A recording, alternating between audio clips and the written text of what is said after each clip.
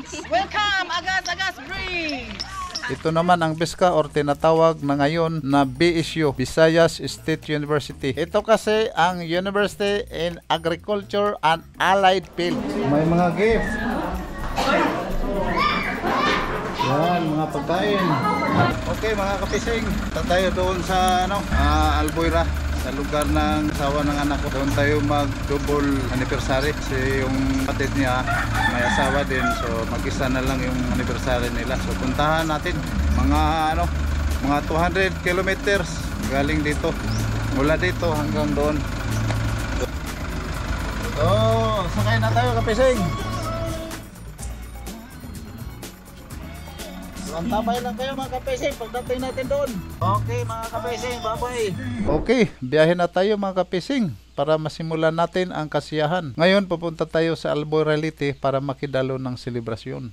Pupunta lang pala kayo doon para makikain? Hindi naman sa ganun. Pupunta tayo doon bilang respeto sa nag-invite sa atin at para na rin makisaya. Ito naman ang karugtong na tulay dito sa Panaon Island. Kung makikita nyo, mahaba-haba ito na tulay. O diba mga kapishing, ang ganda ng view. Talon tayo sa tulay para mas enjoy natin ang view. Joke lang mga kapishing. Mataas pa naman to na tulay. Tapos hindi naman ako instant man. Kita nyo naman mga kapishing, medyo mataas to na tulay at mahaba. Pero malaking tulong na to para makatawid tayo. So ngayon, andito na tayo sa Agas-Agas Bridge. Ang lugar na ito ay nasa itaas na bundok kaya maraming mga kahoy at sariwang hangin. Ito talaga ang the best sa probinsya. Merong sariwang hangin, puro nature na tanawin. Kaya kapag gusto ninyong mag-relax, pasya lang kayo mga ka-fishing sa mga probinsya. So ito ang Agas-Agas Bridge. Trivia muna tayo ngayon mga ka-fishing. Agas-Agas Bridge is the tallest bridge in the Philippines. It is a 350 meters linear bridge with a height of 89 meters. It serves as the major tourist attraction of Sugod. Ito ang nagdudugtong sa dalawang bundok ng Sugod at Mahaplag kaya mataas ang tulay na ito. Noon, madami ang pupunta dito kasi may mga zipline sila dito na nakapag-enjoy sa mga turista. Dito kasi dadaan yung galing Luzon to Mindanao kaya maraming turista nahihinto para makapag-relax sa biyahe. Pero ngayon hindi na pinapatuloy dahil sa insidente. At may mga tulay din dito na di pa naayos kaya bawal dumaan yung mga mabibigat na sasakyan. Maganda din ang tanawin dito, sobrang tarik at mahangin. Kaya no pang dapat gawin? Puntahan natin, tara na! Ngayon, bababa tayo sa sakyan para makapag-picture at magpahangin. Tuklasin din natin kung gaano ito kataas at kung maganda ba talaga ang view. Mga kapising! Ka-fishing! Mura na pa akong pananaw kapog. Yan, kapising oh. Ang taas talaga kapising itong tulay na to kapising. Ang taas talaga kapising oh. Naku. Pag mahulog ang tao dito kapising, siguradong buhay na buhay. Yan kapising oh, yung bundok. Parang dito na yata. Tingnan nyo, ganda sana kung may drone tayo kapising. Sana.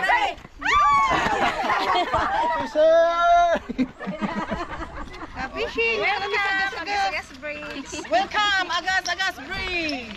So ngayon, tuloy na naman ang biyahe natin. Nakapagpahinga din naman tayo doon sa Agas-Agas. Sobrang sariwa talaga ng hangin sa bundok. Kaya ngayon, lakbay ulit tayo. Tapos dito, madaanan natin ang bayan ng Mahaplag. Ito ay lungsod dito sa bundok na ating dadaanan. Marami din ang mga mamamayan dito at masaya ang pamumuhay nila dito kasi simple lang pero masaya. Ganyan naman talaga dapat mga ka-fishing. Dapat masaya lang tayo lagi kahit ano pa ang estado ng ating buhay. Sipag at tiyaga lang talaga ang sikreto para mabuhay. Bawal ang tamarin. Kung gusto mong umunlad sa buhay, magsumikap at patuloy lang sa pag-abot ng iyong mga pangarap. Ngayon, andito na tayo sa Baybay City. Pero dito, dadaan sa diversion para madali tayong makarating sa ating destinasyon. Hindi na tayo dadaan sa downtown. Pero kung papasok kayo doon sa downtown ng Baybay, maganda at maunlad doon. Kita nyo naman sa mga establishment. Kahit nasa diversion lang tayo, maganda ang mga building at may mga gusali din natin, in progress pa at hindi pa natapos. Pinaunlad na talaga ng baybay ang kanilang lugar, kaya malaki na din ang daanan ng mga sasakyan. Malapad na kaya di na makatraffic. Yan yung kapitol ng Baybay City. Ang laki mga kapising, tapos overlooking pa pagpupunta ka doon sa itaas. Sobrang kapal din ang pader, kaya halatang umunlad talaga sila. So ito na intersection galing Baybay City to Ormoc City. Malapit na tayong makarating mga kapising. Ang susunod na bayan, Albuera na. Yan ang lugar na pupuntahan natin. Excited din ako mga kapising. Ito naman ang BISCA or tinatawag na ngayon na BSU, Visayas State University. Isa ito sa mga sikat na university dito sa Pilipinas, lalo na dito sa Visayas. Sobrang laki ng paaralan na to.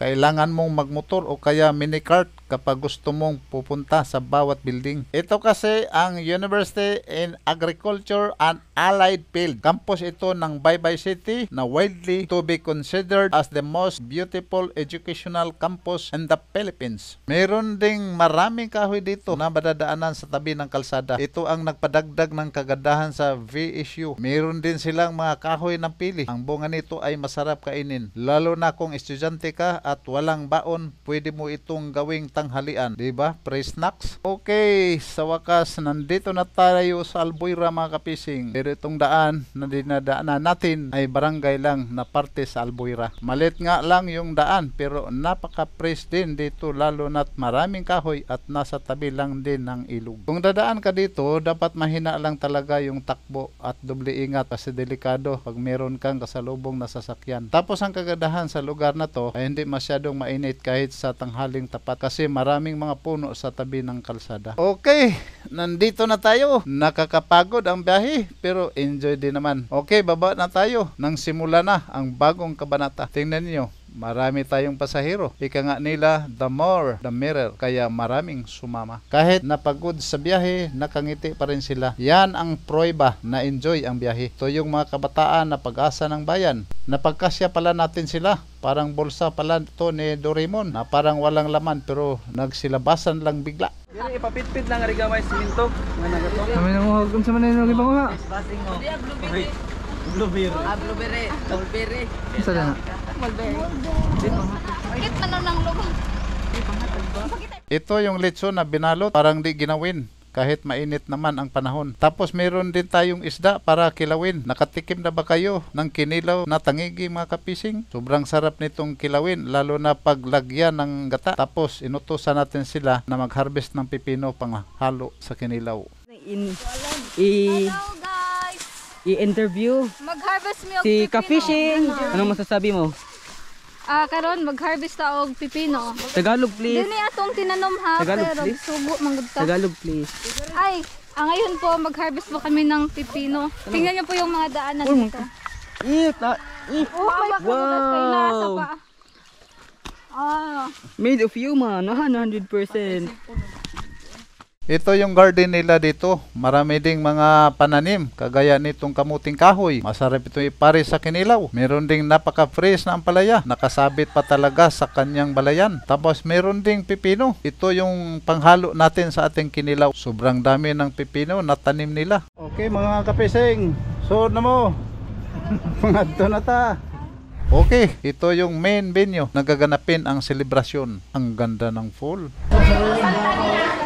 Pinanay, kanta-kanta rin ha.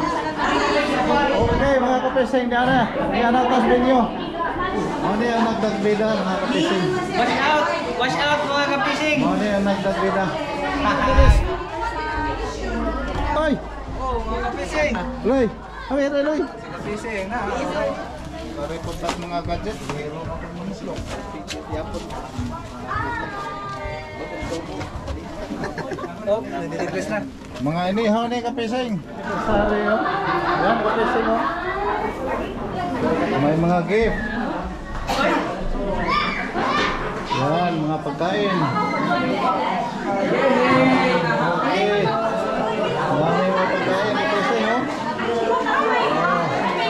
Mamili lang kayo. Okay, mga tao. Oh, madam, bakit nandito ka ngayon, madam? Ang sabihin natin. Ay! Hello po, ka-fishing. Nandito po kami. Kasi may salo-salo po dito. May kainan po. May lechon. Ayan. Yung nag-ihaw oh. Oy! Ay!